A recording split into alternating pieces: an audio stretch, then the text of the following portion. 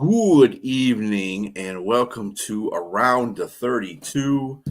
I am your host, along with my other host, BA and Nate the Great. This is a show where we do the betting odds and fantasy implications of the upcoming week, which is week 13. By the way, happy Thanksgiving Eve. I hope everybody has a great Thanksgiving. And we're going to start with those three games. As a matter of fact, the first one is, what do you got there, Nate? What's the first one? Let's go. So the first one will be the Lions and Packers. Right now, the Lions are 2.5-point favorites at home, and the total is 48.5. All right. Well, let's get to the injuries first because the Lions have 5 outs. Offensive lineman Graham Glasgow, safety Kirby Joseph, edge rusher Joshua Pascal, wide receiver Khalif Raymond, and tight end Brock Wright. Packers have defensive tackle Carl Brooks, wide receiver Jaden Reed, defensive lineman Luca Vaness, and wide receiver Savion Williams. Like, nobody knows that guy anyway. He wears that big old thing on his head. That's all. Yeah, well, Dobbs does too. But Dobbs is more famous for it. Dobbs is Packers are 13th in total offense to the Lions 4. Packers are 13th again in scoring offense to the Lions 2. Packers are 4th in total defense. The Lions are 10th. Packers are 5th in scoring defense, and the Lions are 12th in that category. So, yeah, 2.5, that's about right. Field goal could go either way. This is going to be a closely contested game because of the injuries on both sides. Josh Jacobs is coming back, but he'll probably be limited, I would suggest. He's got no injury designation, but yeah, I mean, depending on how, I mean, they do like Wilson a lot, so they might they might spill a lot of Wilson too. And just remember too that Elgin Jenkins is out for the year as their center. So that's going to be a problem. Their offensive line hasn't been playing very well, which has led to their poor offensive output, I believe. But they still have Christian Watson, and they still have Dobbs, the aforementioned Dobbs there. So, and Musgrave he's okay as a tight end. He's not Kraft, obviously. Kraft is the other guy that's out for the year for Green Bay. So Green Bay's on that cusp. Laporta's out for us too, basically for the rest of the year. Right. And that's not great. But at least our DJ Reed's coming back. Branch will be back there with Harper. We got Amik Robinson, and of course Terry Arnold's coming back. So the defense of the secondary is looking a lot better for the Lions. So that should help them out. But it's going to be a close game. It's a division game. This is for the marbles, actually. Whoever wins this game will be in first place, basically, because I just don't see Chicago beating Philly. But that's another day. That's another story. But, yeah, it's going to be a close game. Yeah, I agree with you. As far as the fantasy implications for this game, Christian Watson, I feel, is going to really have a good game. 2 years ago, he went off on the Lions when they came into Detroit on Thanksgiving and won. We all know Jordan Love loves to throw deep, and there's Kirby's going to be out of this game, which is going to factor in the deep ball situation. So I think Christian Watson's in line for a big game for the Packers. And as far as the Lions, I got to go with Gibby. I mean, I think in every aspect, Gibby has got to have the ball in his hands, whether it's running, whether it's passing, whether you put him as a receiver, whatever it is, you have got to put Gibby in situations to get to score. And he's a home run threat every game. And so I definitely think he's going to have a big game. He's going to be a big part of the offense. So that's my guys. So according to what you're saying, you think that the Lions should cover at 2.5? Is that what you're saying? Yeah, I mean, I can see this going both ways, to tell you the truth. I mean, it depends on. Yeah. I think whoever gets the ball last in this game, I know it's a cliche in a lot of games that we say, but whoever gets the ball in the last in this game is probably going to win the game. And I think that being that the Lions have been resilient at home, especially against the Giants, was a big test for them. Right. The Giants have played everybody good everybody good. I think that they had one bad game game where they got beat up bad. But other than that, they've taken, Denver to the wire. And that's what I'm saying. And the Lions found a way to win that game. So just like the Green Bay Packers did when they played them. I just think that, it'll come down to the last possession. I mean, I like the Lions in this game because they're at home. It was at Green Bay, then it would be a different story. But we already know what happened at Green Bay the last time. Yeah, exactly. I expect a better output than the first game we played them. As far as the Lions, I think it's key to come out and play fast and get a good start. If they can do that, I'm going to feel better going forward. If they can't do that and Green Bay comes out on fire like they did that game, all bets are off. This is the team you don't want to trifle with. So, right.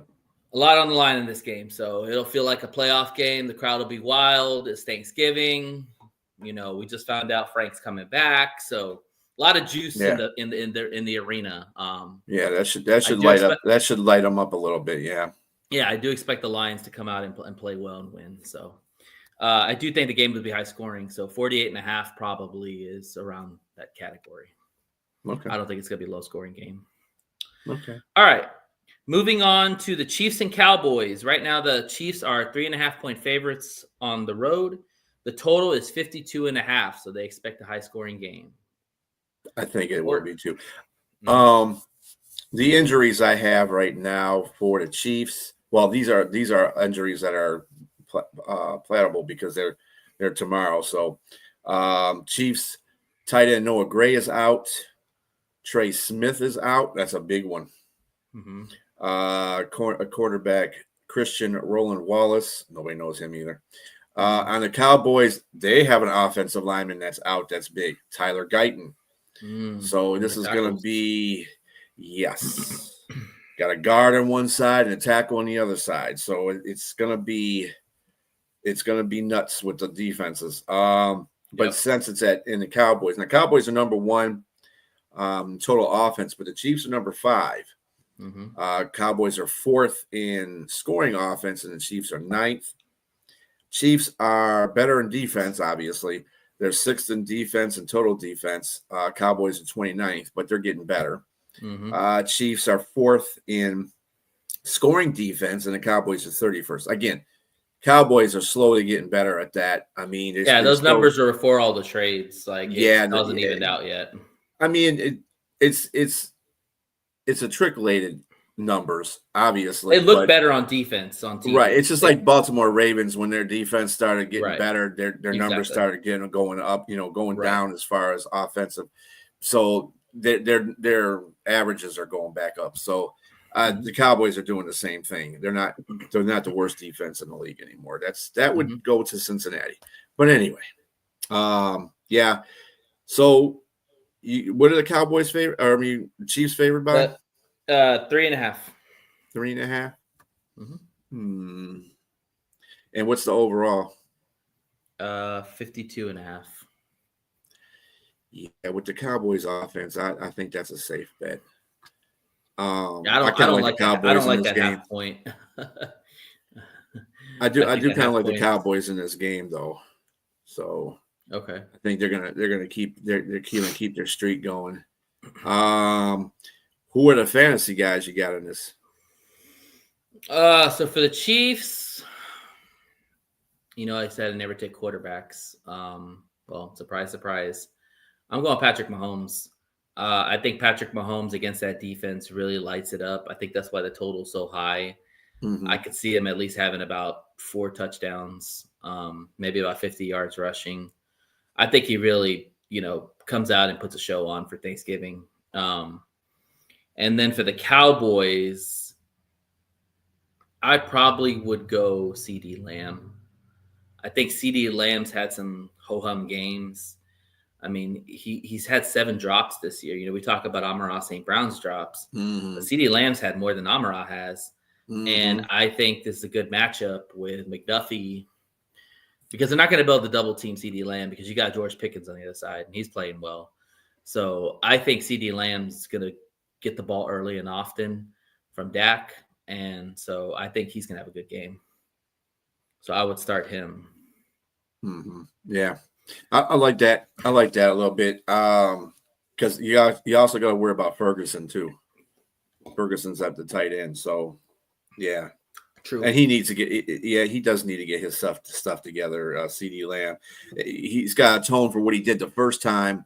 Well, the time that he played, well, he did atone for that, but when they played the Eagles the first time, that game should have been won by Dallas. That game, but he dropped 2 crucial passes.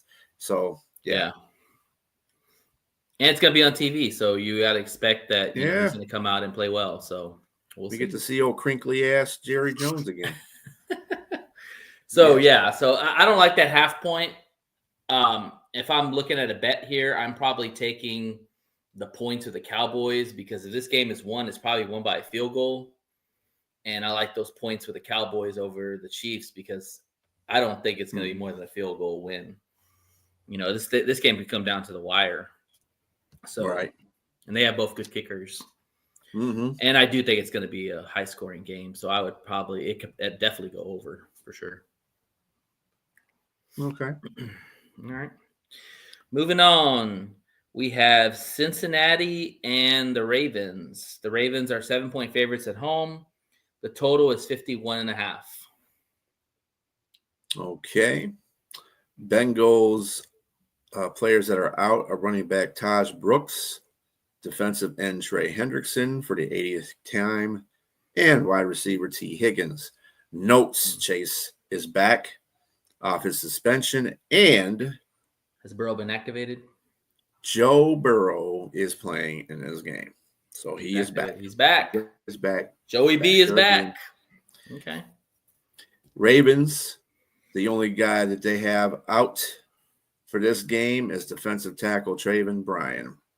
And he's probably a second-tier defensive tackle for them. So the Ravens are relatively healthy, yeah. So, I mean, Lamar's dealing with a little bit of an ankle issue, but or I think it's like a toe or ankle, something like that he's dealing with. But he didn't have to practice. Well, he kind of sat out Monday, and he had full practice yesterday and today, so he should be good to go. Okay. This is an intriguing game. Bengals are 23rd in total offense to the Ravens 21. Bengals are 18th in scoring offense to the Ravens 10th, and the Bengals are, of course, as I said, terrible on defense. 32 in both total and scoring defense, where the Ravens are 24th in total defense and 19th in scoring defense. So they picked up. And Ravens are at home. And the Ravens what are the Ravens ahead by? 7 points is a 7 points. Yeah, I think that's, you know what, with Burrow coming in here, though, I think that is going to be too much because Burrow is going to light it up. I think he's going to light it up. I don't think he's going to be the Burrow in the earlier season when he was killing everybody, but I think he's going to be the Burrow just coming off an injury. So he'll be fair Burrow. He'll be fair Burrow. He's not going to be all the way Burrow. Yeah, I think it's going to be a kind of wait and see approach. Obviously, you know, he's going to be anxious to get back on the field, and he's going to be having a pissed off Chase, you know, after the suspension. So, suspension. That's what I call it. Right. The Haktua gate. Yeah. So, I mean, kind of alluding into the fantasy, I'm going Jamar Chase. I think Jamar Chase goes off for this game. Hell, he could have over 200 yards, maybe 12 catches, couple of touchdowns. Like, I think he's torched the Ravens before. Like, and now he's pissed off and he knows that he cost his team a win possibly. I think he comes out with hell on fire. And so Jamar Chase is going to go considering he's going to be the main target anyway. Not that he isn't anyway. He's wide receiver. Well, yeah. Well, the lost Higgins definitely, For Yeah, sure, but so we know that that's Joey's guy. So yeah. regardless of whoever else is out there, he's going to find Jamar Chase. I mean, hell, he was getting all those targets when Flacco was out there, so they Yep. know who to get the ball to. Mhm. As far as the Ravens, to me, I think that if you're talking about keeping Joey Burrow off the field, it's going to have to come down to Henry. Like Henry's got to have a big game because if Henry can't run the football on this weak defense, that means that you're putting the ball in Lamar Jackson's hands a lot, which is not a bad thing, but I don't think the offense wants to do that. So I think they have to give a huge dosage of Derrick Henry. I think that he's going to be a guy that should be a good start, probably over 100 yards, maybe about 20 carries, maybe a couple of touchdowns. I think this is a big Derrick Henry game. You got a weak defense, and you've got a Derrick Henry who hasn't really played that well this year. This could be a breakout game for him this season. So I'm going Derrick Henry on that. Okay. All right. Derrick Henry and Jamar Chase. Yeah. All right. Bears versus Eagles. The Eagles are 7-point favorites at home, and the total is 44.5. All right. Now, these are all going to be DNPs. Usually 2 DNPs in a row usually get you an out anyway. The Bears are, they are hurting. Linebacker TJ Edwards is a DNP. Linebacker Ruben Hypolite is a DNP. Guard Luke Newman is a DNP. Defensive end Dominique Robinson is a DNP. Linebacker Noah Sewell, Panay's brother, is a DNP. And cornerback Tyreek Stevenson is a DNP. So that's going to cut. I don't know that now Jalen and Gordon are both in their 21-day window. I don't know if they're going to be able to play in that game. Yet. So we'll see. We'll see what happens. And the Eagles side is wide receiver Xavier Gibson, DNP. Lane Johnson, going to be out anyway. They said he's going to be out. Safety Andrew Mukuba, he's going to be out. And wide receiver Devontae Smith may be out in this game. He's got 2 days of DNP. He's been ailing. That's and even if he plays, he's not going to be even near probably 50%. Right. So it's going to be the Dotson Brown show, basically. And Brown's happy to hear that because that means he's going to get more targets because he's going to have to get the ball. Yeah. Goddard's going to probably be pretty good. You said Eagles are up by 7. What was the total points? The total was 44.5. 44.5. Kind of low. Yeah, it's low. But then the Eagles' offense isn't that great. Yeah. Bears' defense isn't that great. It could be higher than that. I don't know. If you look at the quarterback, Philadelphia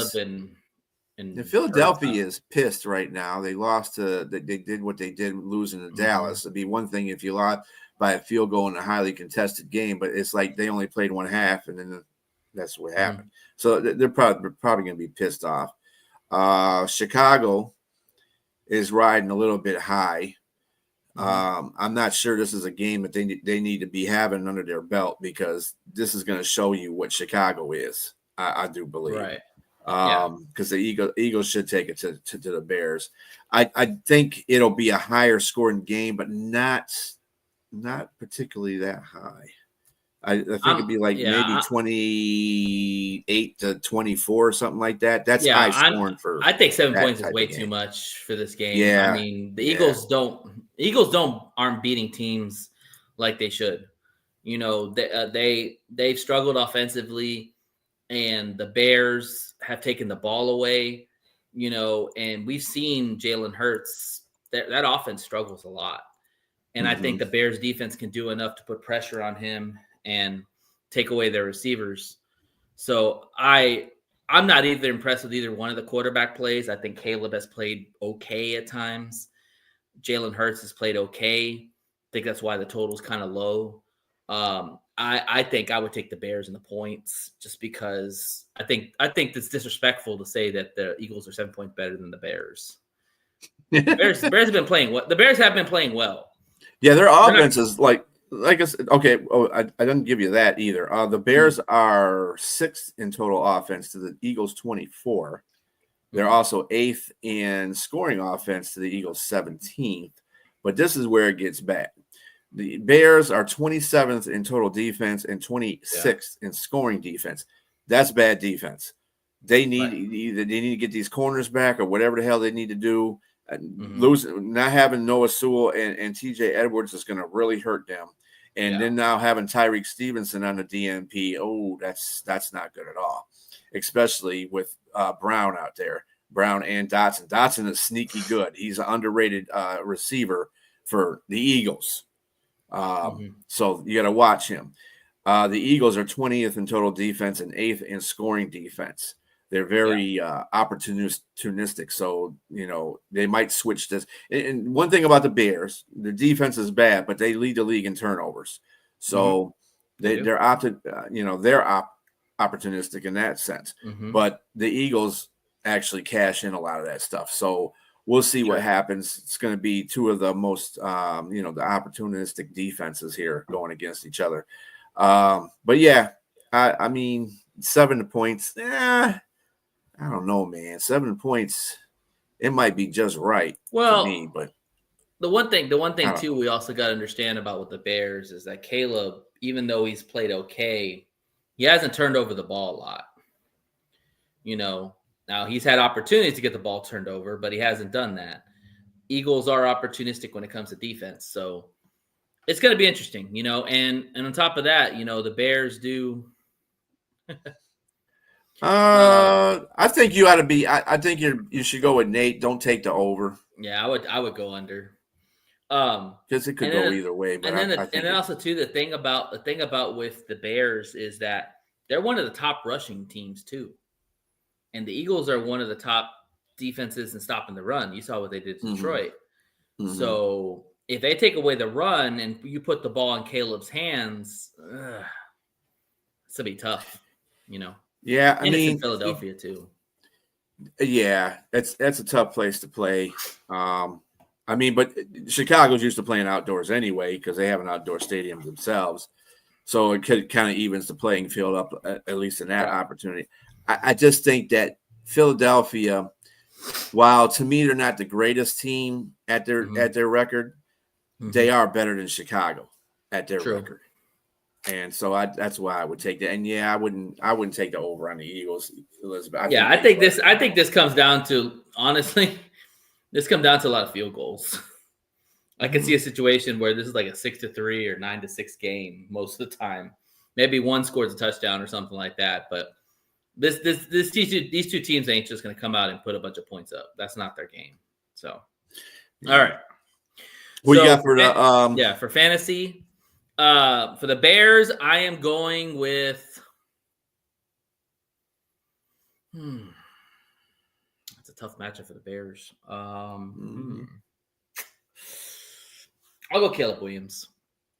I think that Caleb, quarterback. Look at you. Yeah, I think Caleb, if he does anything, it's going to be with his feet, not necessarily with his arm. I think that if he escapes the pocket, he's going to be able to run and get some big yardage, maybe a touchdown run. So I would probably take Caleb. I don't like a lot of the matchups for the Bears. I don't like their receivers versus their cornerbacks, the Eagles cornerbacks. I don't like the running back versus the Eagles defense. Not even the tight ends versus their linebackers. So, yeah, I'd probably take Caleb Williams with his feet in that game. And then as far as the Eagles, you mentioned Goddard early. I think that's a safe play. I think Goddard has definitely become a big target for Jalen. And without Edwards and Sewell out, I think that Goddard eats crazy in this game. You're looking at possibly 10 targets, over 100 yards, maybe a couple of touchdowns. He probably will be the number one target for Jalen Hurts. Well, flipping that whole linebacker thing around, do you think that maybe that Saquon might even have a good game because those linebackers are really pretty good run stoppers too? I don't know what's going on with Saquon. He's had some favorable matchups against some defenses, and he has struggled.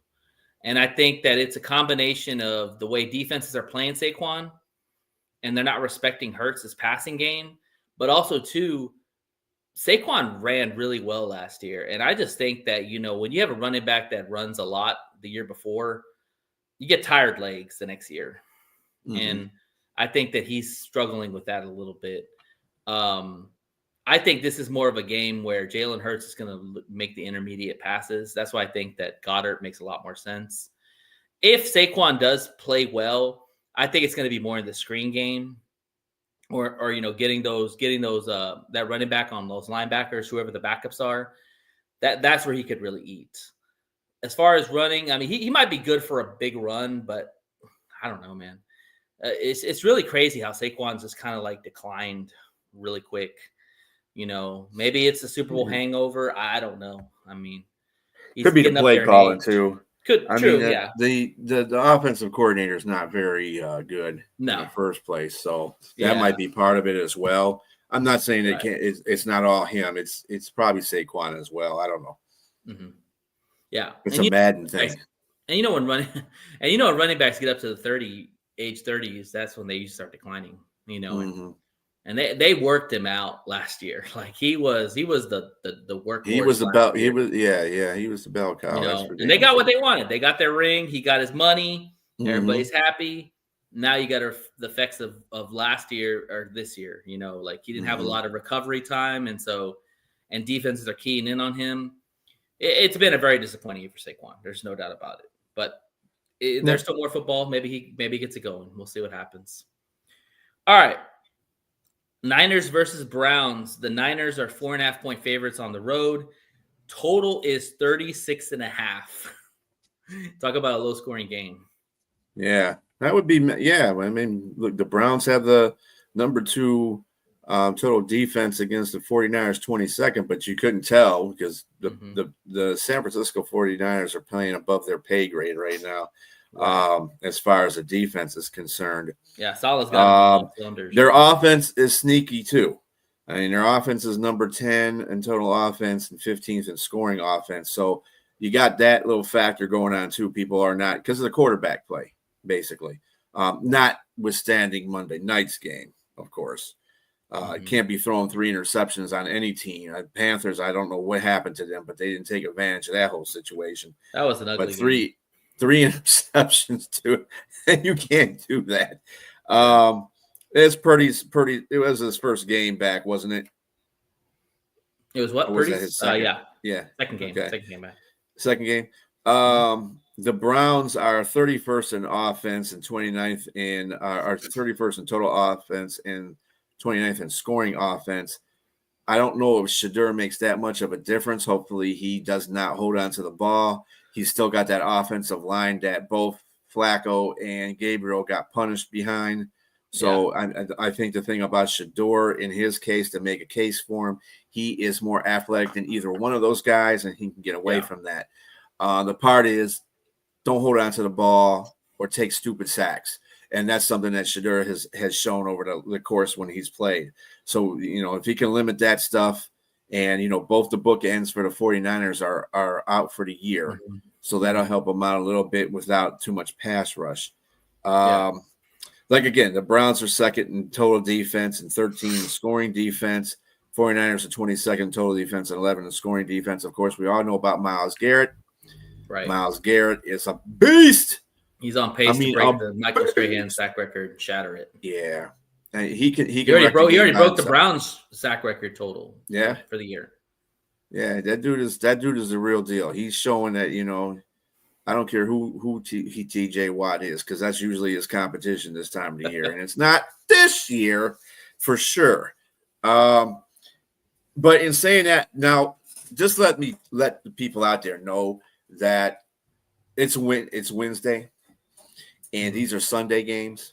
So a lot of the injury reports aren't stable. This is the first injury report for regular Yeah, and a lot of these times, usually on Wednesdays, is rest days for a lot of athletes, even though they're they might get a DNP on a report, but it might be because of rest.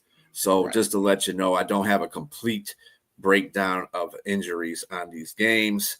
I believe everybody from the 49ers Of course, we had the Ayuk thing. Ayuk might get his contract bought out. He might be sent on his happy way.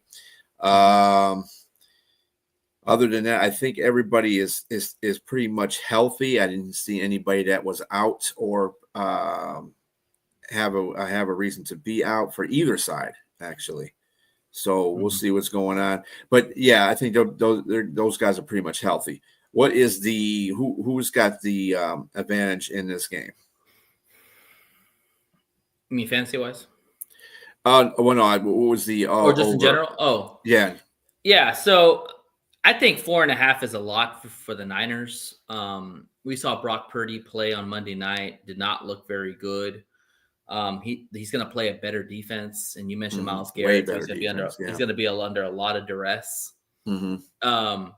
I actually like the Browns in this game, like I was saying. I think that Shador does enough to win this game, and basically just means like making short passes, not turning over the ball, handing the ball to Quinton Judkins, maybe using Fannin and Njoku a lot in this game.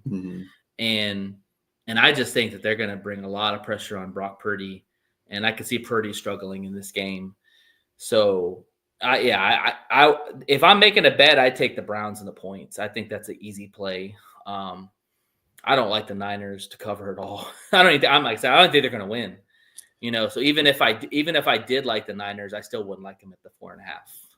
And the total is 36.5. That's probably about right. That's probably right. Yeah, you got that right. It could really go under, to be honest. This could be another field goal game. Yeah. Right. Could be a 7-3 game. You never know. Yeah, exactly. So as far as the fantasy implications, 49ers, I like George Kittle because if Purdy's going to get any kind of time to throw the ball, he better check down to Kittle all game. And Kittle, he's a beast. You get him in the slot, you get him in the middle. He can run down the field, score a touchdown. So I definitely like a big dose of the George Kittle in this game. And then as far as the Browns, I'm actually going Quinton Judkins.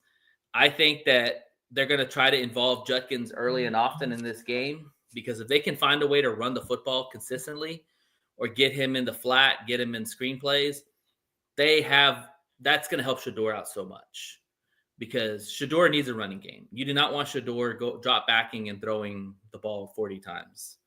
You need to have a running game, and I think Quinton Judkins will be the guy to provide that. So, good stuff. All right. Cardinals and Bucks. The Buccaneers are 2.5-point favorites at home. The total is 43.5. All right. The Cardinals are 15th in total offense. The Buccaneers are 20th. Cardinals are 18th in scoring offense. The Buccaneers are 14th. Cardinals are 19th in total defense, and the Bucks are 21. Cards are 24th in scoring defense, and the Buccaneers are 25th. Pretty much an even board for both sides. Yeah. I think that scoring was it 2.5, you said, for the Bucks? I think that's spot on, tell you the truth. What's the overall?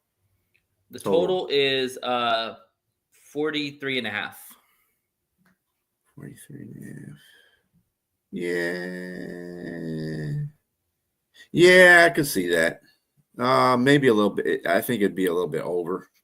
I think the Cardinals are with Brissett playing. The Cardinals are a little bit different team. They're still not winning like they're supposed to be winning, but they're a lot better off than they were with Kyle. They're competitive. Call of Duty Murray back there. But I think that this is going to be a pretty tight contested game, to tell you the truth, between them two. That's 2.5 is going to be pretty spot on. Definitely. This probably. I think the reason why they did 2.5 is probably a field goal. They think this game's probably won by a field goal.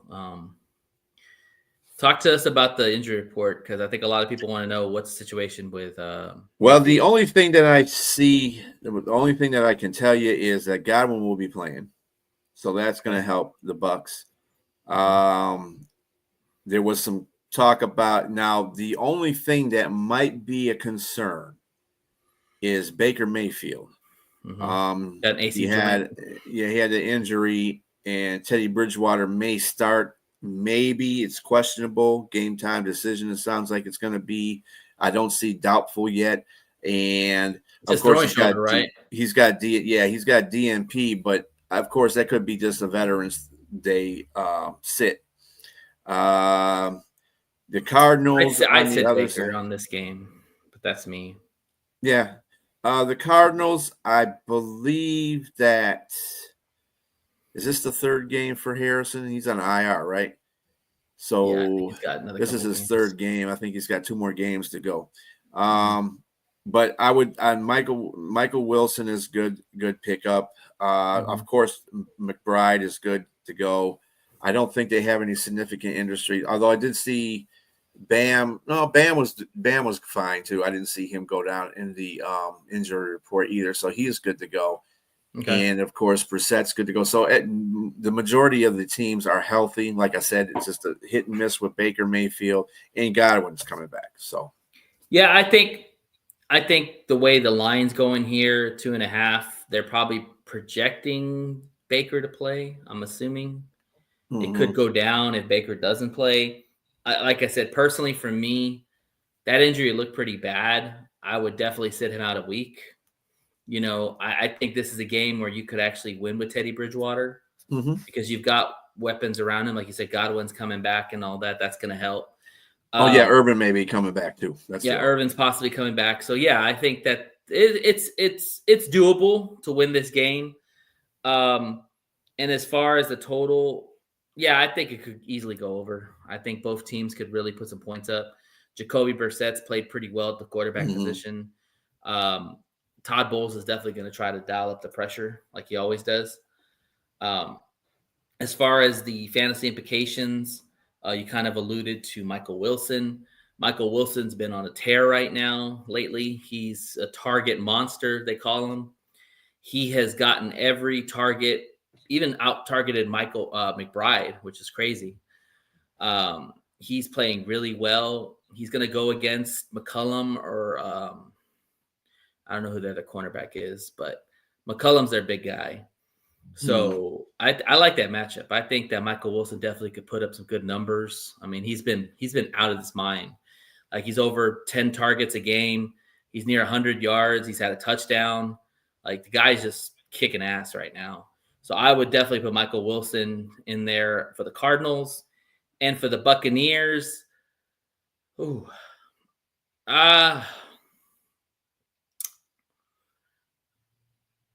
depending on if Bucky Irving plays, I'm going with Sean Tucker.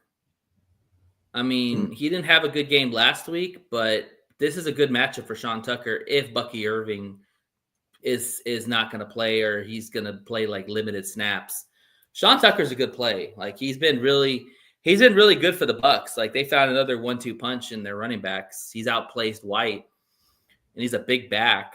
So yeah, I'm going Sean Tucker. I think he's gonna have a good game for the Bucs, especially if Teddy Bridgewater's up the quarterback. I don't think they're gonna put a lot of pressure on Teddy Bridgewater to throw the ball as much. They're gonna try to get that running game going. So Teddy could have a little bit easier running the offense. All right. Falcons versus Jets. Falcons are 2.5-point favorites on the road. 39.5 is the total. All right. So the Falcons are 18th in total offense. The Jets are 29th. Falcons are 26th in scoring offense. The Jets are 26th as well, tied.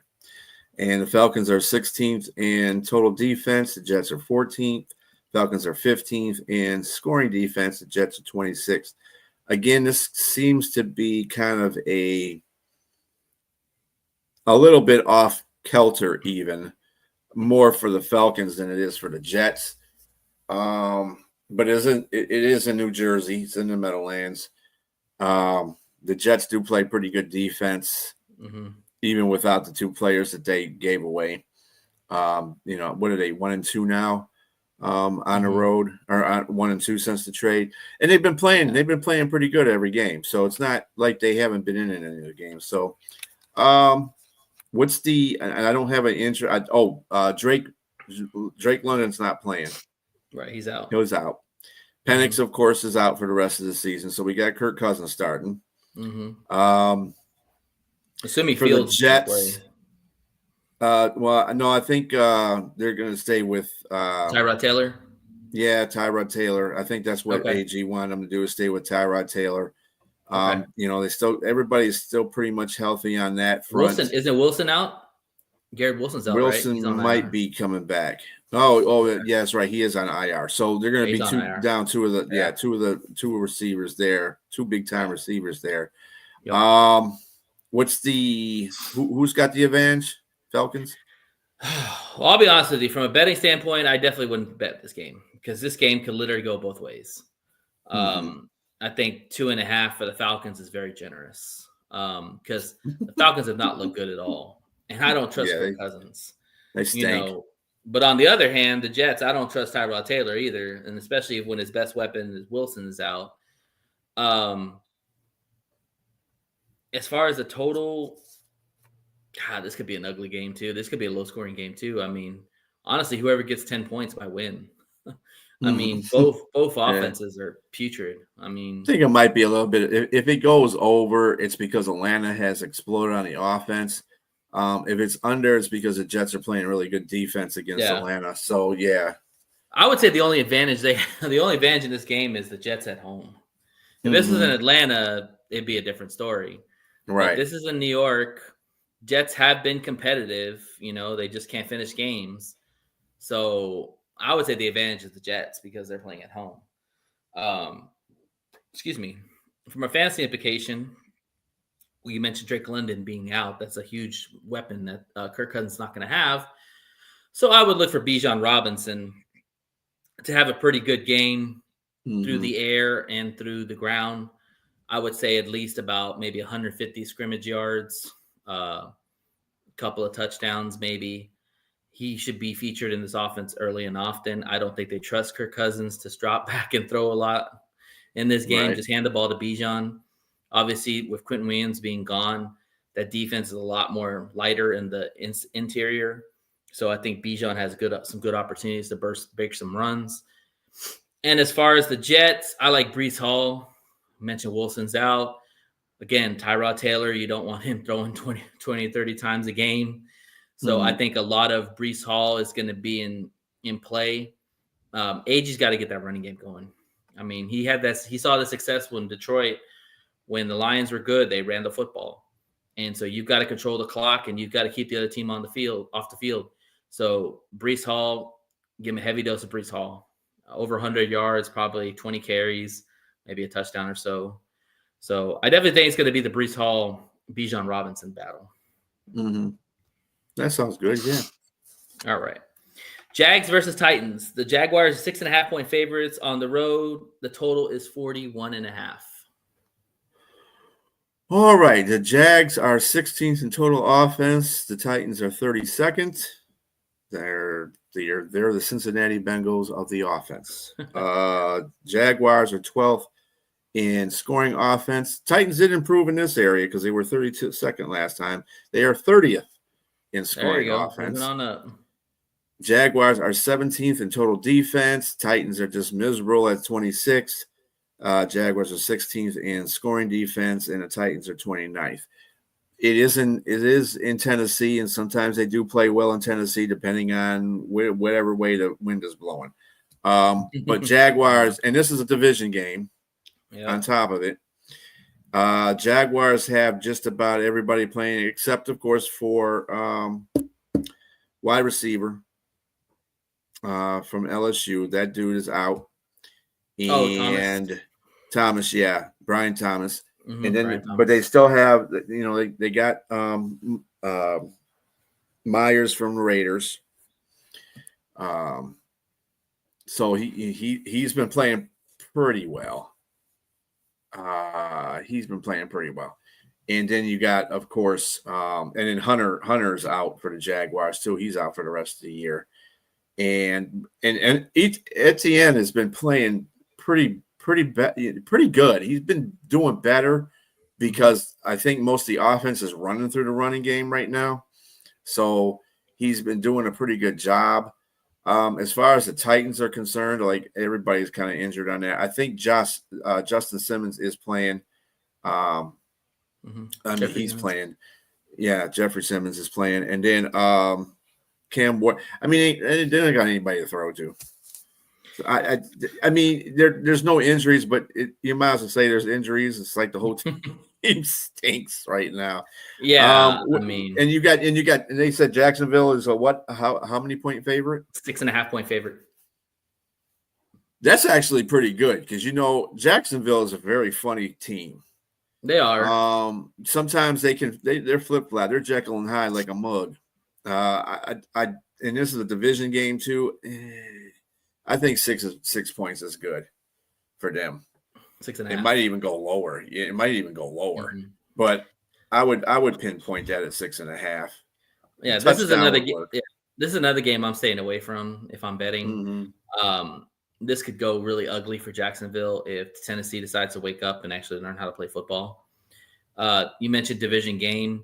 I don't trust Trevor Lawrence on the road. If this is at home, it'd be a different story. This is on the road. Trevor Lawrence hasn't played up to par lately. And to be honest with you, I think they're definitely going to try to take away ETN because you mentioned ETN's been playing well, and they're going to put the ball in Trevor Lawrence's hands. They beat us. So as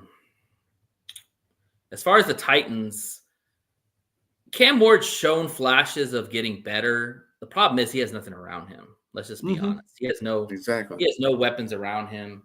I mean, his running game is the best thing that's going on around him. You got Pollard and Spears. The one weapon they were excited to get back is out for the year in Calvin Ridley.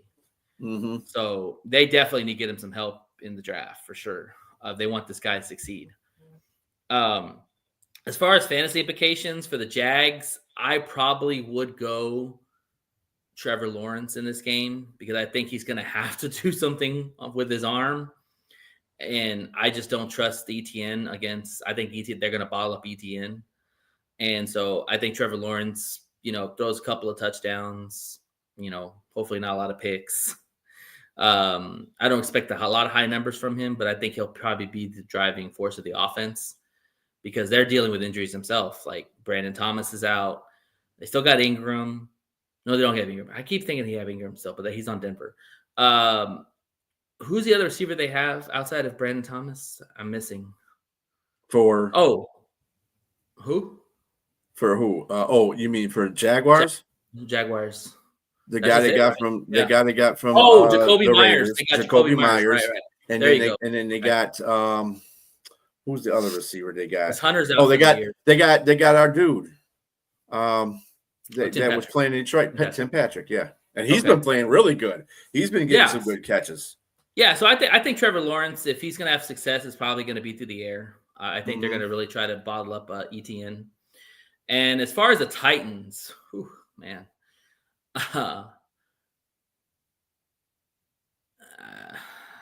Okonkwo, the tight end for the Titans. That's all I can think of. Okonkwo. Yeah, I mean they're basically the running back. I'm not starting any Titan players. Let's just put it that way. I'm not starting any Titan players. I'm doing fantasy. But if you're in a pinch, and usually tight ends are the ones that people don't have a strong tight end because there's so many.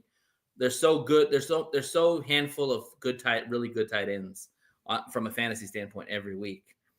Okonkwo might be a guy who might get you a touchdown. I would definitely probably go with him if I'm starting any Titans. And again, only start him if you're in a pinch. If you're not in a pinch, stay the hell away from all the Titan players because, as you mentioned, that offense is terrible. So, all right. Rams versus Panthers. The Rams are 10-point favorites on the road. The total is 44.5. Okay. The Rams are just awesome right now. They're 9th in total offense to the Panthers 22. They're 6th in scoring offense to the Panthers 28th. Rams are 9th in total defense and Panthers are 18th. Get this. The Rams are number 1 in scoring defense to the Panthers 14th. Number 1 in scoring defense. Good. Yeah, they're in the top 10. They're within the top 10 of everything, right? In the top 9, actually. Yeah. I know it's at Carolina. The Panthers, don't know about Joey Horn yet because he got injured in that game, didn't come back. We're still waiting on whether he's going to be fine or not. I think he has a concussion. I thought he had a concussion. That's the reason why he didn't come back. For the Rams side, I don't think there was any significant injuries on their side in that game that they played against the Bucks. But the Panthers, I think Panthers had a couple cornerback injuries. In fact, I think they were losing their secondary as much as they were losing the game, period, in that game. So we got to wait to see about a couple of the secondary guys. Let's see. Bryce Young is still there. Let's see. Yep, all the running backs are still good. Wide receivers are still good. So, I mean, let me tell you something. I like the Panthers at home, but the Rams are they're just too much right now. They're like sitting way up here. I mean, you're playing at the top of their game right now. And I just don't see the Panthers stopping that train. I just don't. Yeah, I don't like the 10 points. I think the 10 points is a lot on the road for the Rams. This at home, it's a different story. I think the Panthers do come out and fight because the one thing the Panthers can do and they need to do is run the football on the Rams defense to stop the pass rushers and keep Stafford on the sidelines. So I definitely think I would definitely take the points with the Panthers. But it could get ugly too. Like if Stafford comes out and does Stafford could get things, Buffalo Bills ugly when they play them. Pretty much, yeah. So I would take the points of the Panthers. I don't think that the Rams are going to beat the Panthers by more than 10. I think this game could actually be a little tight. So I'm kind of opposite of that. I think the Rams are going to kill them. Tell you the truth. No, it could go either way, right? It could be it could be within the margins, or it could be a blowout. I'm looking at the two different teams. I mean, they play Tampa. Granted, they play Tampa Bay at home, but Willard's really at home for LA. You know what I'm saying? They don't really have. What's the rush defense? What's the rush defense ranking for the Rams? Hold on a minute. Because that's where the game's going to be determined, is the rush defense versus their rush game. I think they have a pretty good defense all the way around. Let's see. Passing rushing defense. Rams are 13th. Okay, so the Panthers are 19th in rush defense. So it's not that much disparaging, but what's the rushing offense for the Panthers? Rushing offense, it's got to be top 10. Because Rico Dabo has been going off for a while. Yeah, that don't mean anything. Let's see, Panthers are 10th. Okay, so top 10. I was right. So yeah, that's where the game's going to be won right there. Top 10 rush offense versus a top 15 or 13 rush defense. So if the Panthers are able to run the football consistently, they'll keep the game close. If they're not able to run the ball at all, then it could be a blowout and get ugly. Last two times that Panthers have played, they haven't been able to run the ball effectively. And let's see, they played against San Francisco, who is a pretty good defense, but they're not really up there. And then who they play before that? But they really didn't try to run the football. Atlanta. They played Atlanta before that, but they stopped Dottle enough that Bryce Young threw for a career day. That was Atlanta defense, and they're not. They also ran all over the Packers defense too, who actually has a better. Well, that was a while back. That was a while back. But I'm just saying. I'm saying they've had success against good defenses. So I don't think they're going to have success against this defense either. They're not going to have the success against. I just think that the Rams are just way over the Panthers right now. Way over. I mean, they should go in there and dominate, but we've seen this on Sundays. Any given Sunday, teams get paid on the other side too. So, I definitely think the Panthers will play hard at home. I think if the Rams win, they probably win by a touchdown. I think 10 points is a lot. So, all right. So for fantasy implications for the Panthers, I am going I'm gonna go Rico Dabo. I think Rico Dabo has a good game, over 100 yards, maybe a touchdown or so. I think for the Panthers to keep this game close, he has to have around 100 yards and a touchdown. Um, and then for the Rams, I'm going Devontae Adams. The guy catches all touchdowns. Like it's crazy. Like anybody who's a Puka Nakua fantasy holder is pissed off at Devontae Adams Right. because Puka gets all the yards, but then when they But get to the red zone, gifts. it's all Right. Devontae Adams. Like, which is fine. I love Devontae Adams. No, he doesn't get the over on the Rams. I do, but he don't. Yeah, I don't think so. I think it's gonna be around that. I think you're asking for a lot because you got to think about it too. If let's say the Rams get up pretty good, they're gonna sit Stafford down. You know, he's 37 years old. They're not gonna risk any injury with They him. didn't sit him down when they were beating the hell out of Tampa Bay. That's for sure.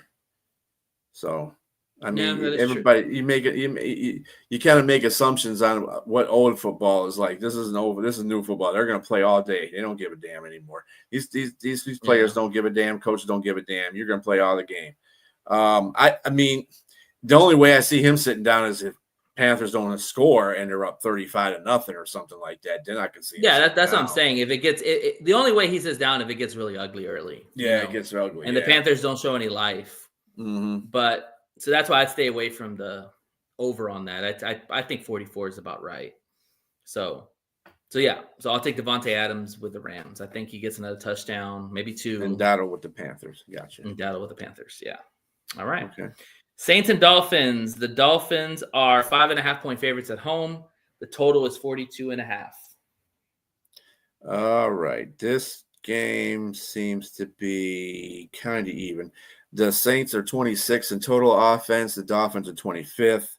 Saints are 31st in scoring offense. The Dolphins are 24th. Saints are 12th in total defense, and the Dolphins are 25th.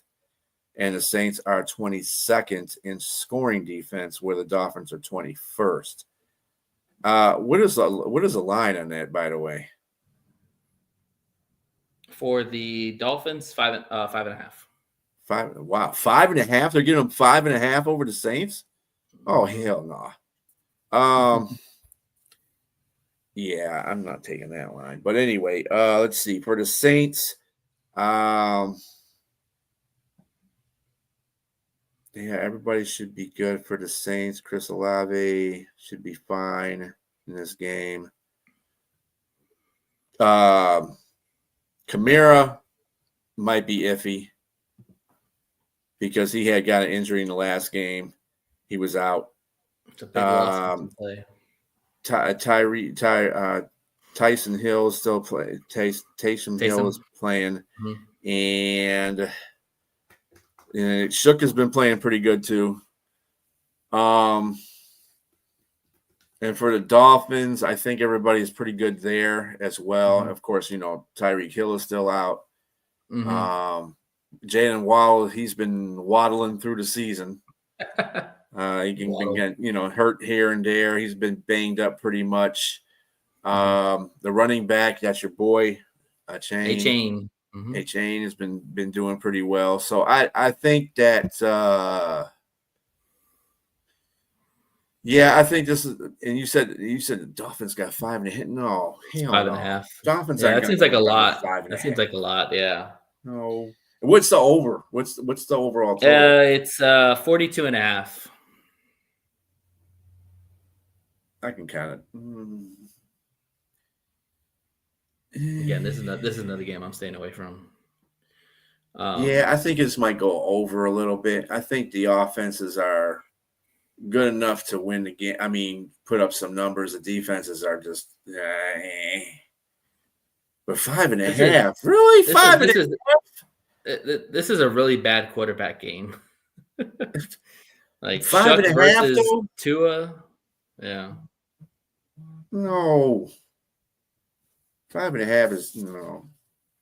Okay, so you definitely think that you're taking the points with the Saints, which I agree. I'm not. I agree with you on that. Dolphins ain't that damn good. Come on. I think this game's won by a field goal. Yeah. As far as the total, I think the total's fine. I think it's probably around that, about 20 points apiece. Maybe they win by a field goal. Mm-hmm. As far as fantasy implications for the Saints, you mentioned Kamara. If Kamara's not playing, I probably am going Olave because, Dolphin secondary is not good. So I'm going Olave to probably get at least 100 yards, maybe a touchdown.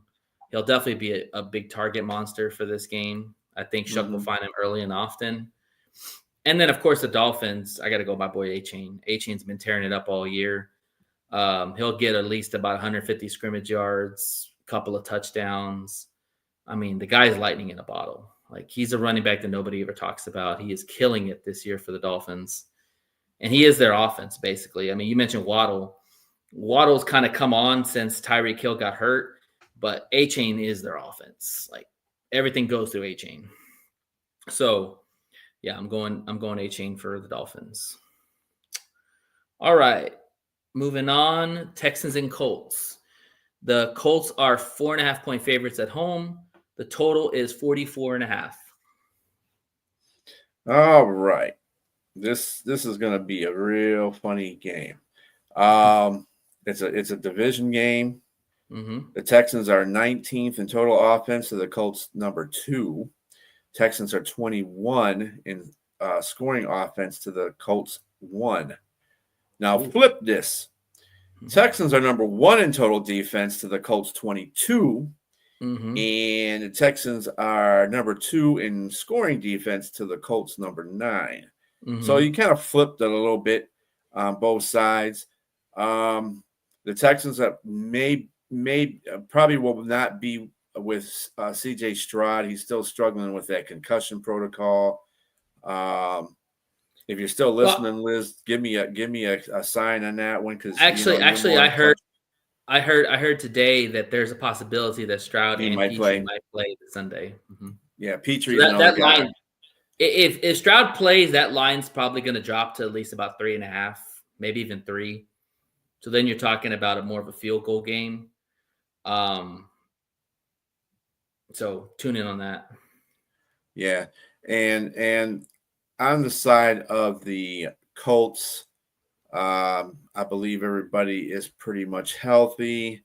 They have, let's see, Ty Warren is good. Their receivers are good on the defensive side. Sauce is still good. Moore is still there. Yeah, they're pretty much good right now. I don't see, DNPs for rest and stuff like that. Other than that, yeah, he was at practice. Okay, that's good. Yeah, that's what I want to see. Yeah, okay. So he's at practice. So that pretty much assures he's probably going to play. Yeah, he's going to clear. Yeah. So what's the line right now? You got 4.5. 4.5. But if he's playing, it's gonna probably drop to about 3. Let's say 3.5 to 3. Stroud is at least worth 1.5 points. I think that the Texans defense has everything it needs to beat the Colts right now. I just think that with Pittsburgh, they had to play like Houston basically when they played the Colts the last time, and they showed you that if you stop Taylor, you're going to put it in the hands of, Daniel Jones. Now, Daniel Jones is a good quarterback. He's a manager. Yeah.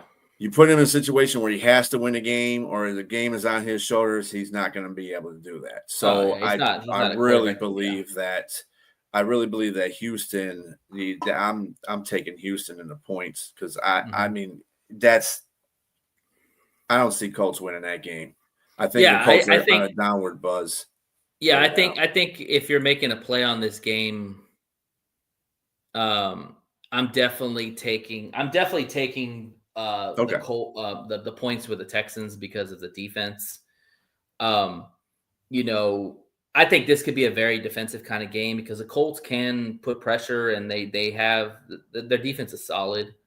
It's not Texan defense solid, but and they got Sauce they added to. He's going to play on Nico probably a lot of the game. So those young guys for the Texans are going to have to step up. Hutchins, Noel, Higgins, the Iowa State boys, basically. You know, And but Hutchinson's good.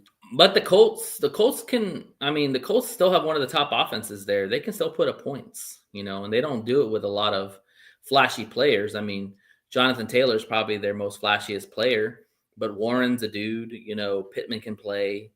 So I think it's going to come down to which defense puts more pressure on their quarterback. Obviously Stroud coming back for the Texans is huge, because if Stroud can come back and play like he played his rookie year, and with that defense, you're talking about a team that could really rise the charts pretty quickly. You know what I'm saying? Yeah, I think right now you're seeing two teams that are, well, Houston's been playing really solid. Mills is 3-0 as a starter for them. And CJ Stroud coming in there might change the game a little bit. He's more athletic than Mills, obviously. But at the same time, I just think the defense is just going to set the tone. Remember, the Colts play Kansas City, and Kansas City has a good defense, but they're not the Texans' defense. And they managed to come back and win that game. Sure. Texans are going on a road to the Colts, granted. However, I still think they got the best. That defense is just outstanding. That's some of the best defensive play I've seen in a long time. But the Colts, but let's also too. The Colts have one of the best O lines too. Like Quentin Nelson is not really. They have a decent offensive line, but obviously you got a good defense. You're going through that line because Pittsburgh showed you that, Kansas City showed you that, Denver showed you that, and the Texans are the best defense in the league right now. I just don't see it. I do not see it. I see them winning this game. I agree with you. A good defense does win out. This just depends on what they can. If Houston can run the ball effectively against them, because Indianapolis defense isn't that good. Their offense is decent, but their defense is not that good. So if they can run the ball against them, then that would be optimal for Houston. That way it'll take some pressure off of CJ. He doesn't have to make too many throws coming back, and it'll keep him a little bit cleaner in the pocket. So, yeah, it's going to be a tough game either way because it's a division game. The Colts are in the first place in that division, and the Texans are up and coming. So, okay, so really quick, according to PFF, the Colts have the second best line in the NFL. So, yeah, it's going to be a. Eye test tells me otherwise. I get it, but it's going to be. Yeah, we did the Lions already. Yeah, so it's going to be a strength on strength. D line versus their O line. Obviously, if they can protect Daniel Jones enough, they have a chance. If Daniel Jones is running for his life, then it favors the Texans. So it'll be interesting to see that battle. As far as fantasy implications for the Texans, I am going.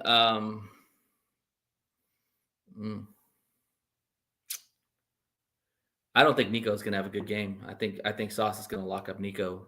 Yeah, I think that's a consensus. Yeah.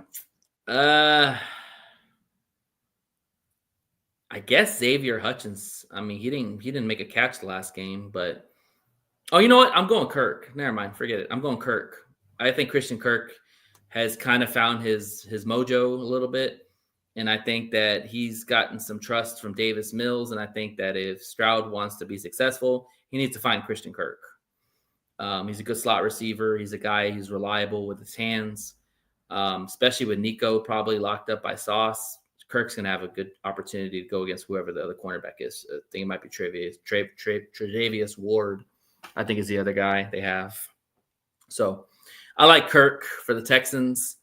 And then as far as the Colts, Jonathan Taylor.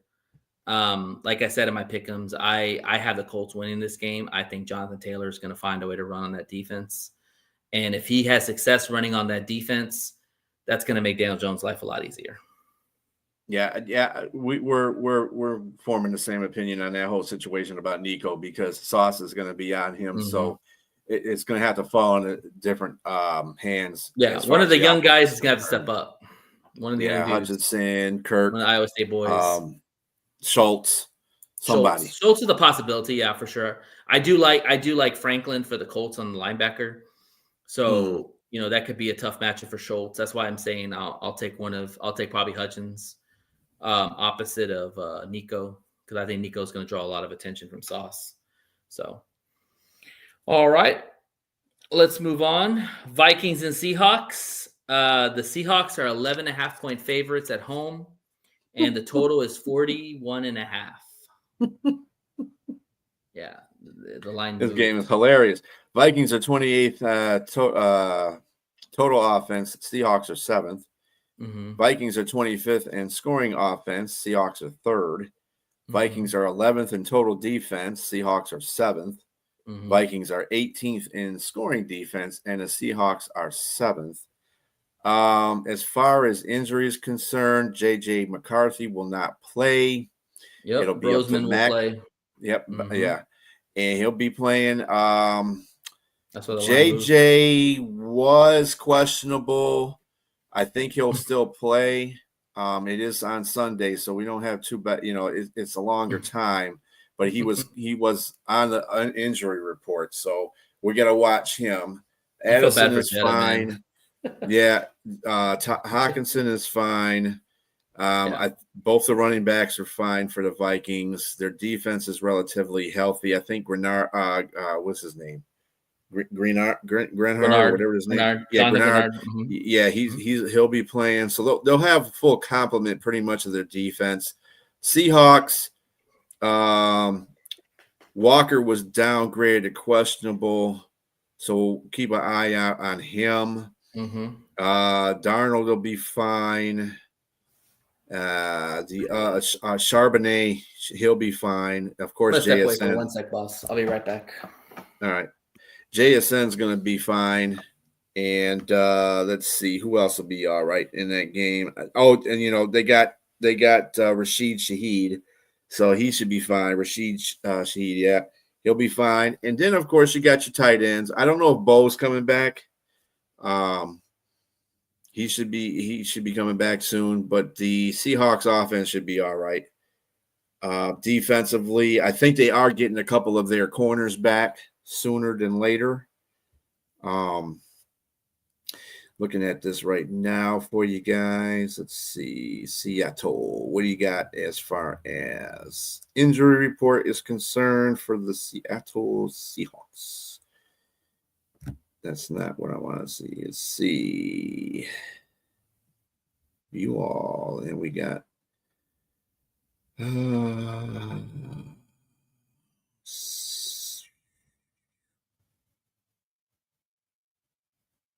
yeah, it looks like Love is still on IR. All right. Yeah, so the corners should be the corners are all coming back. Other corners that were hurt are going to be coming back for Seattle. So that should give them a pump up as far as their defense is concerned. Not that they need that much, because like I said, they're in the top 7. Right. And you said it was a how many point favorite? 11.5.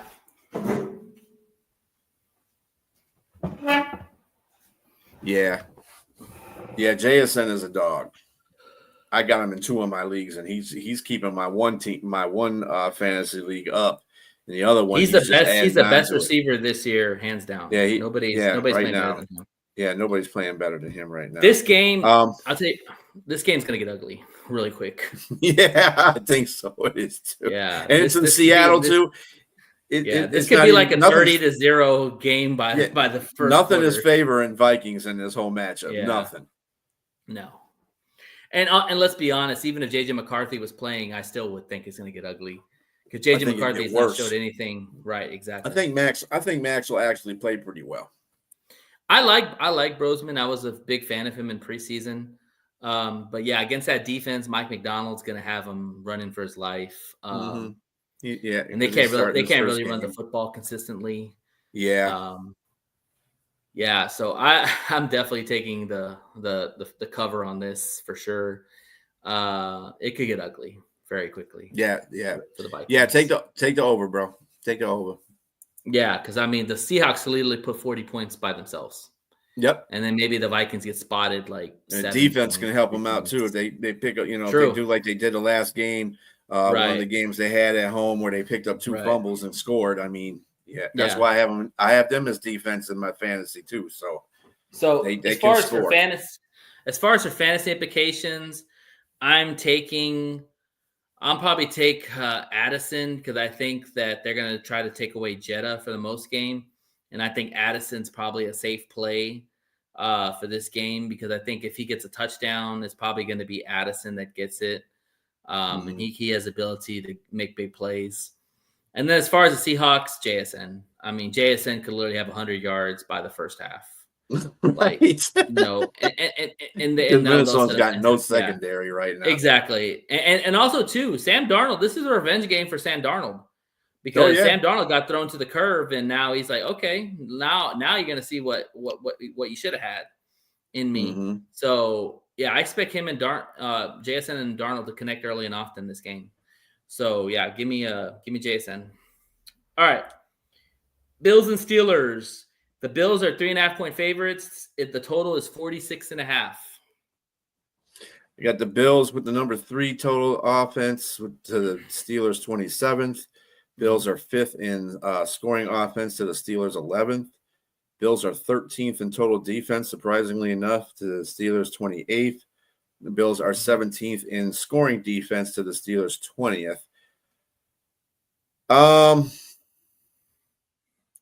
For the Bills, I'm thinking here everybody should be pretty much healthy on the Bills. Let's see here. And the Steelers, Aaron Rodgers will be back in this game. He's coming back. TJ Watt was dealing with some injuries. Well, I think he had like a sore leg or something like that. He'll be fine. He's coming back. He'll be playing. Pretty much everybody.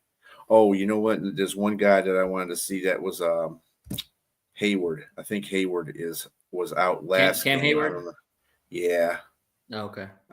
I'll see if he's playing because he was out last game. He should be in this game because it was just a 1-game thing. I think it was. Yeah, he's going to be playing this game. Metcalf had a little ankle injury during the week 2, but he should be fine by that time. Highsmith also was another guy. Porter was another guy, but they're both questionable, so they'll both be playing. Other than that, everybody should be fine for them. And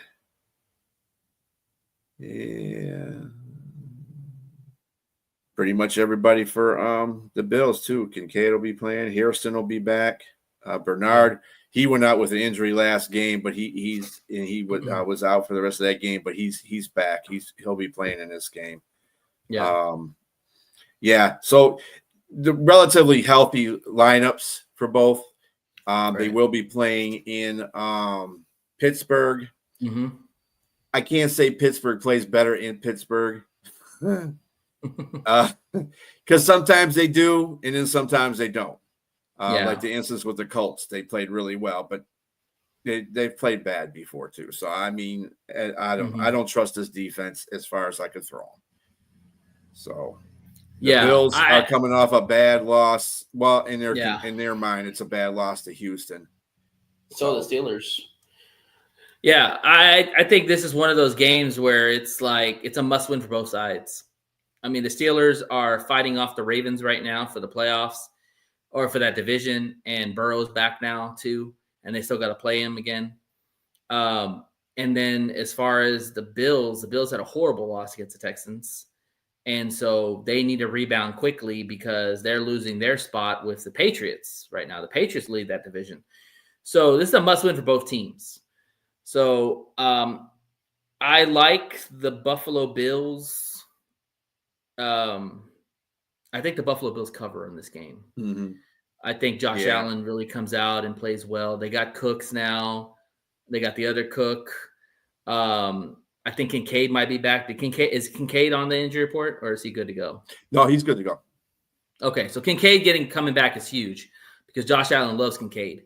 So Kincaid coming back is going to be big. This could be a shootout. I mean, 46.5 seems like kind of low. I'd probably go. I think this game goes over. I think Rodgers and Josh Allen could literally both just go in a dueling match. So as far as for fantasy implications, I am going Kincaid. I think getting Dalton back is going to be huge, and Josh Allen's going to look for him early and often. And I like that matchup versus the Steelers defense. And then as far as the Steelers, I'm probably going DK Metcalf. I think DK Metcalf has a good game. I think Rodgers is going to test that secondary out for the Bills. And so, yeah, I like that matchup. Okay, yeah. All right.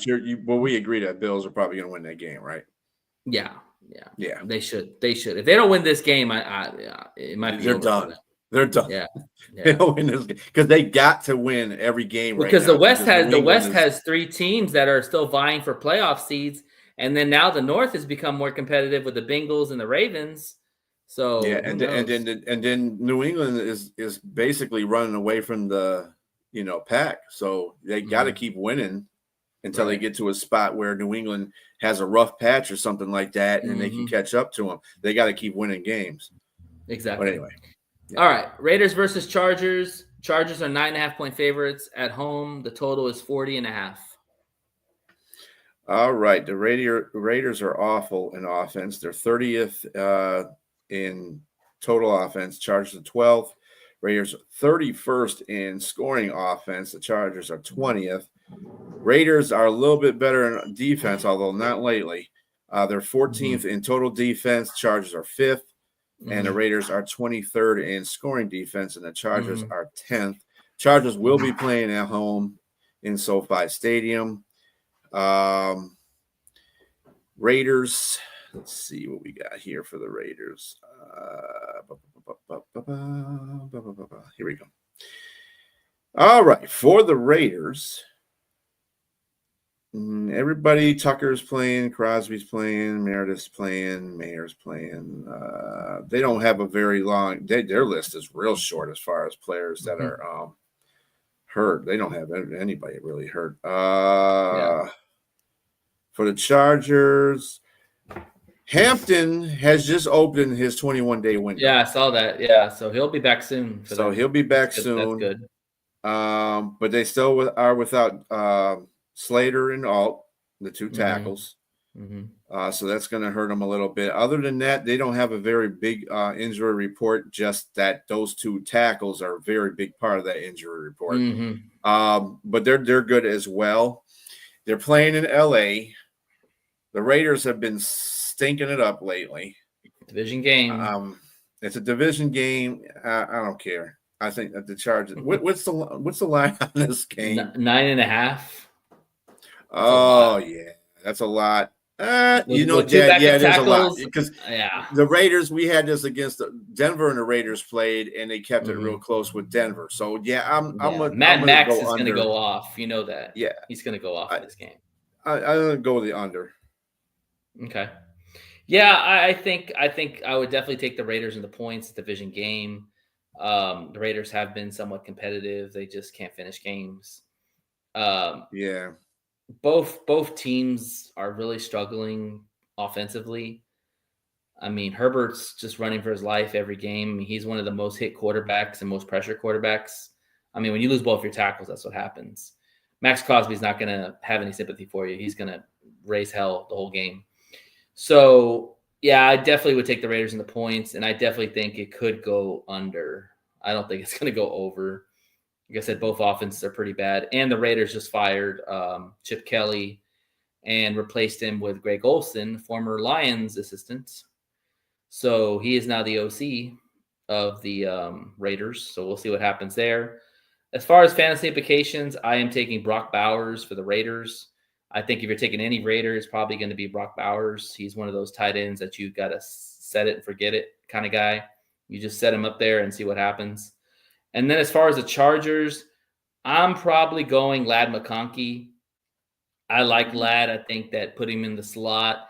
I think that, with Johnson and Keenan Allen taking a lot of the time, a lot of the space, Lad McConkey is going to eat the middle. And I think he could have over 100 yards, probably a touchdown. So, all right.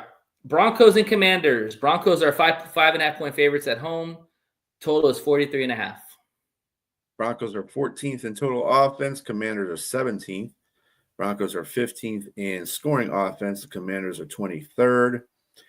Broncos are 3rd in both total defense and scoring defense. The Commanders are like dead last in both 31st and 28th in total defense and scoring defense. For the Broncos game, right here, okay. I don't think there's any major injuries in this. Of course, you know that Dobbins is out for the rest of the season. Patrick Surtain. He's back. Should be back. There you go. Okay. And Atkins, the tight end, should be back. Yep. Ellis, linebacker, should be back as well. Again, Dobbins is out for the season. Well, they said he can come back. They had. I just saw a thing that said he may be back before the end of the season. So we'll see about that. For Washington, Luvu's playing. Daniels is questionable. Rodriguez is playing. Yeah, they don't know where they're going to go with Daniels yet. They're thinking about starting him. He might not play this week, but he probably will play next week. But he's listed as questionable. You know what we say about questionable players? You're questionable. You're playing. True. So it couldn't work that way. Mariota hasn't played. McLaren is also questionable. Yeah, McLaren may play as well. So they need Terry. It would make sense. It would make sense if Daniels came back, McLaren would come back. That should alleviate a lot of problems on the offense. Rodriguez, he's been banged up a little bit, but he'll be playing. I think that in this particular case, though, the Broncos have way too much tough defense. What's the over-under on that one? It's 5.5. 5.5? Ooh, 5.5. Yeah, I would probably say that because you know why? The Broncos' offense doesn't play until the fourth quarter, usually. For some reason, they just break out. Their defense is going to keep them in the game the whole game. So I'm not worried about the defense. It's just that offense. So that I would actually take the under in that one, to tell you the truth. Because I think 43.5. They're going to Washington and they're going to DC, and Commanders are probably if they get all their offensive stars back, it's going to be a little bit rough. I mean, Surtain might take out McLaren, but that's going to leave somebody else open. And their defensive back four is okay. Surtain makes that whole defense in the back. So, this is another one. They got a lot of sacks. Stay away from, a lot of sacks, and they got somebody's catching up to them. I think they're only like 4 or 5 from the second place guys, not like they were before. So.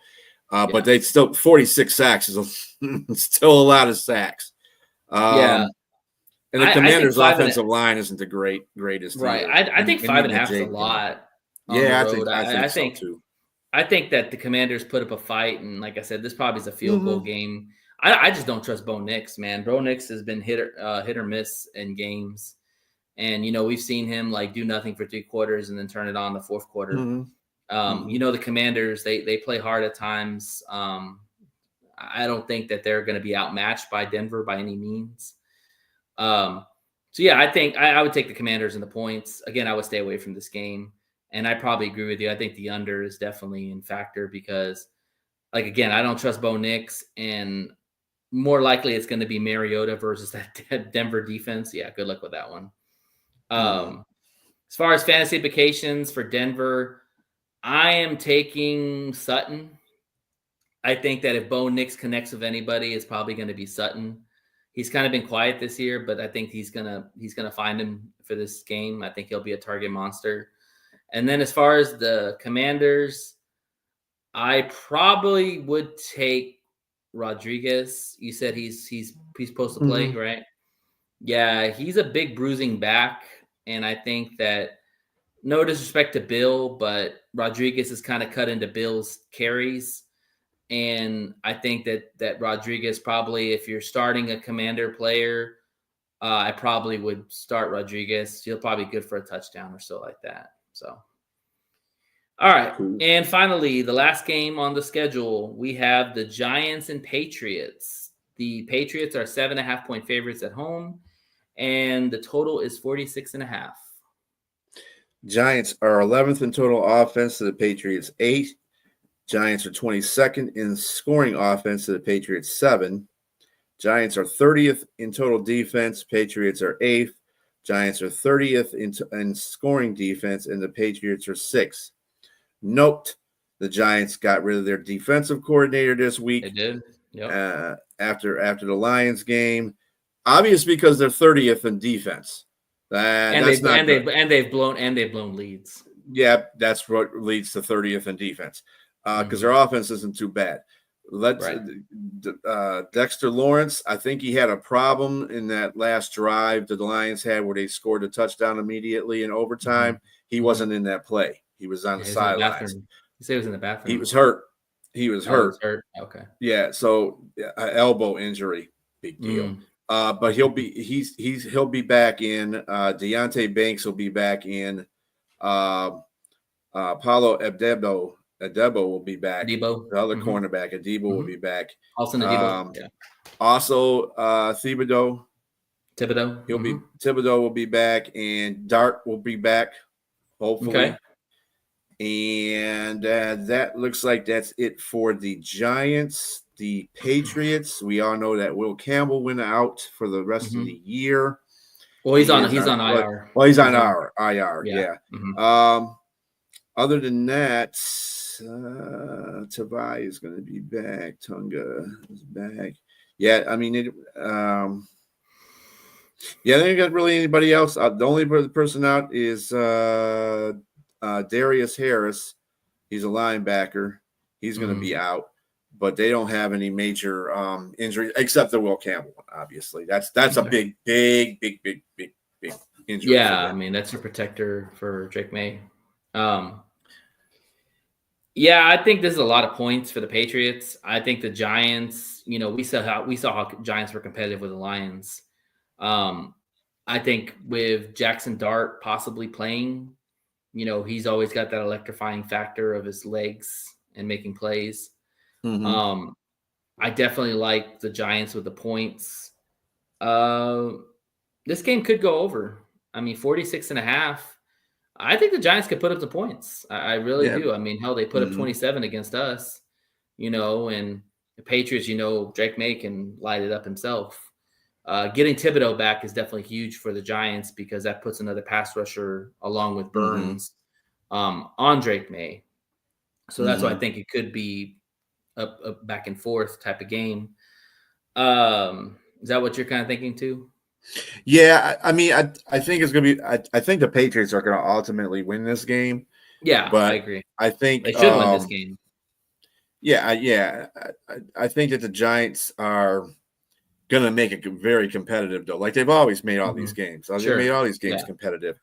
I don't think they actually lose this one in the fourth quarter. Well, I mean, they're going to lose in the fourth quarter, but it's not because they messed up. It's because that Patriots are actually that good. So I think that the Patriots are going to go down like in the last couple of minutes of the game and score a touchdown, and that'll be the winner, And people can't say, well, the Giants are losing it in the fourth quarter. No, they've been losing it the whole game. So it's just been back and forth, and they're going to get down there and Patriots are going to score that fourth quarter touchdown. Yeah, that's all.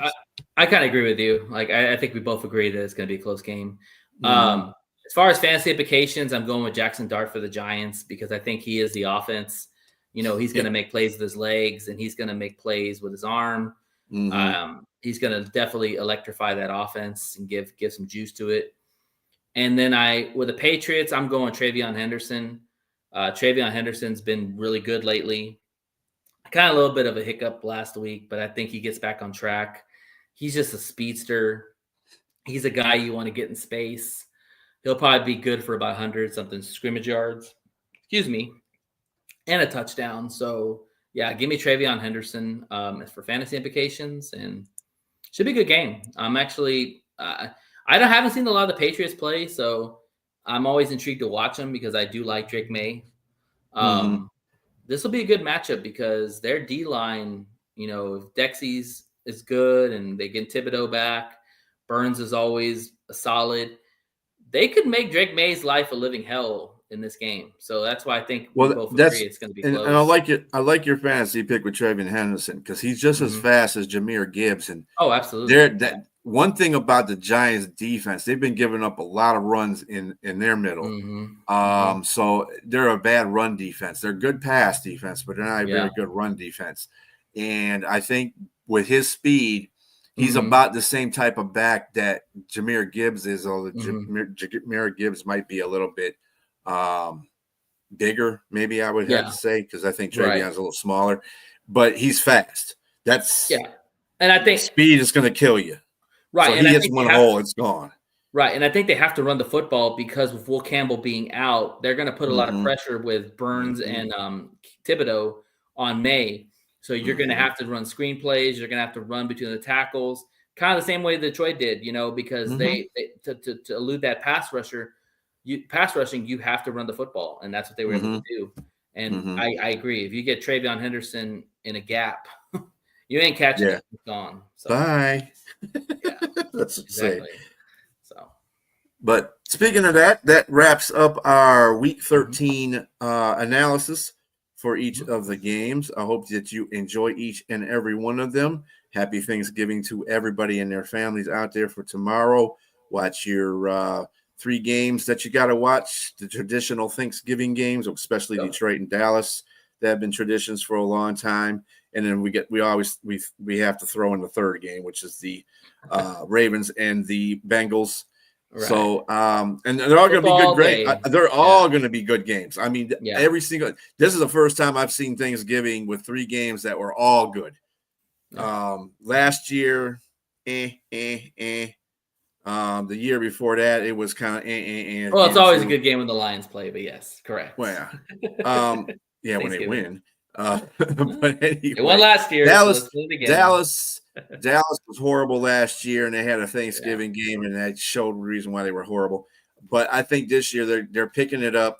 Kansas City is kind of just fighting for their life right now, but they're going to Dallas. That's going to be a really good game. 2 good quarterbacks going against each other, Dak Prescott and Mahomes. Yeah, I agree. And then with Baltimore and Cincinnati, you got Burrow's back, Chase is back. Yeah. And the only thing missing is Higgins. Lamar's back. That defense is playing a lot better for the Ravens. Henry is struggling a little bit, but he's there. He definitely there. That Bigum is there. So that'll be a very good game because that's division. Cincinnati's still kind of in the thick of it. The Ravens are in first, so they're trying to keep a lot of good matchups. A lot of good matchups, especially this tomorrow and also for the week. Like the weekend, there's some good games. So this is where the good teams separate themselves from the really bad teams. So we'll see. So everybody enjoy football this weekend. Remember, it's Michigan and Ohio State going at each other this week. Your Aggies are going against Texas this weekend. Rivalry weekend in college football. So it's good times all around. Yep. Yes, sir. Everybody have a great rest of your evening. Again, happy Thanksgiving. Gig 'em.